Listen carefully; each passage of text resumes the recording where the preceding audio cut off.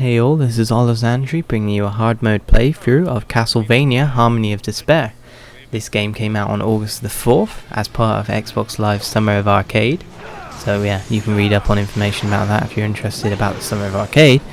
But I'm not here about that, I'm here about this game. Now, sadly it's not out for PlayStation yet, so any PlayStation viewers, you're missing out. Hopefully though, Konami have said if the sales are good on Xbox Live, they may do a port for PlayStation, which is all good. And this game is also set to get downloadable content as well, so it's at least going to be expanded to a 7th level, it seems. So that's all good for us, because me and the people who've been playing this find this game ridiculously fun. So it's Castlevania in the sense that it's got main characters or protagonists from the series so far. Missing a Belmont at the moment, which is the main family of Castlevania with the vampire killer whip. However, it does have Jonathan Morris, which he can't use the exact powers of the vampire killer whip, as I've been told by character bios and whatnot. But so he's your Belmont experience in this game.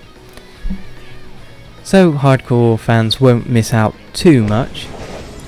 However, hardcore fans may be a bit off, but this is a song to you in a sense that you can play this with your mates. Now, I've got to say, none of my friends really bought this game, but luckily it's got a really cool matchmaking system, and all the people I've been matched with so far have been really cool guys. So this is one of my best experiences on Xbox Live so far, because anyone who plays this game seems to just want to play it and have some fun. There's no grief being given at all.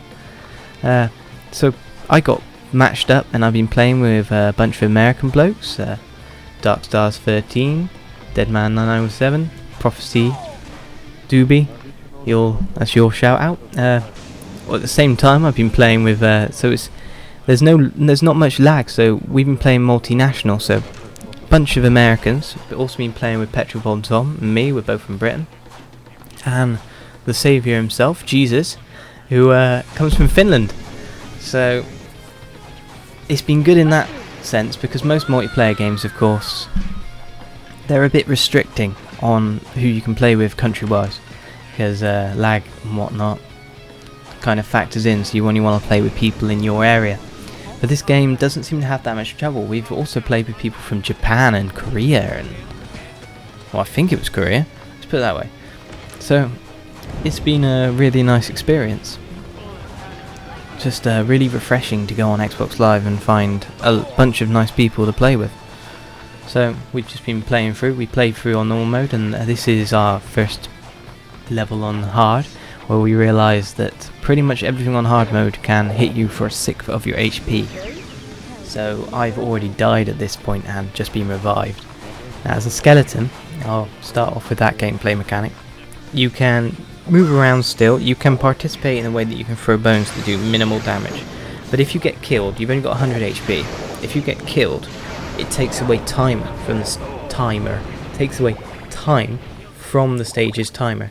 You get 30 minutes to clear a stage, which is long enough, more than long enough, even with the multiple routes that your team have to take to explore everything, to get all the chests for all the loot, all that.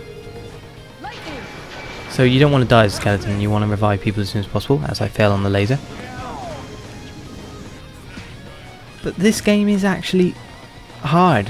You've got to love how the old 2D genre, the games back then were always harder than they ever have been now. I mean, you've got fake Persuado hardness in some games, like World at War with its constant grenade span on Veteran. But there was never any games that posed the same challenges that 2D games of old, as far as I'm concerned. A bit of gaming nostalgia. All 3D games nowadays, all games nowadays are built to a level of easiness that just isn't replicated from the old 2D era. Now, this game is your basic platformer. It's not a Metroidvania in a sense that it's about exploration.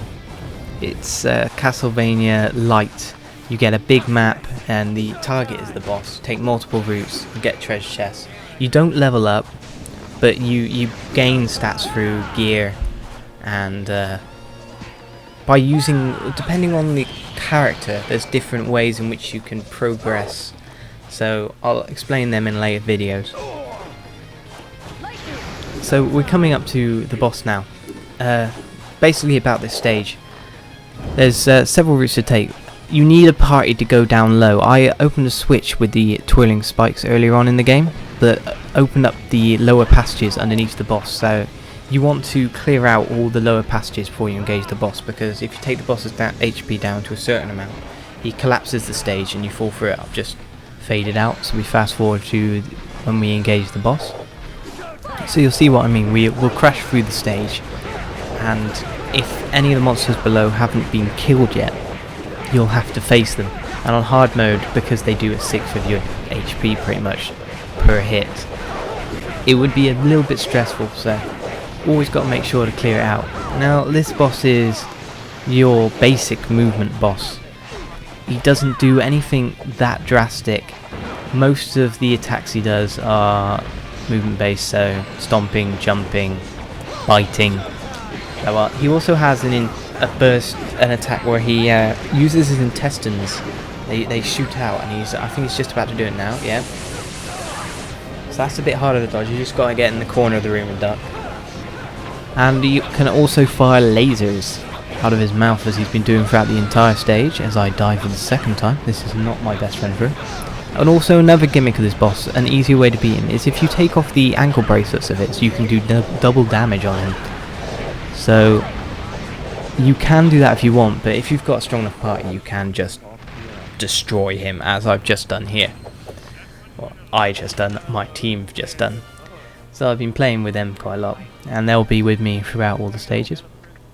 Now strangely, I died twice in this one, but I still came out top of the scoreboard, so that's great.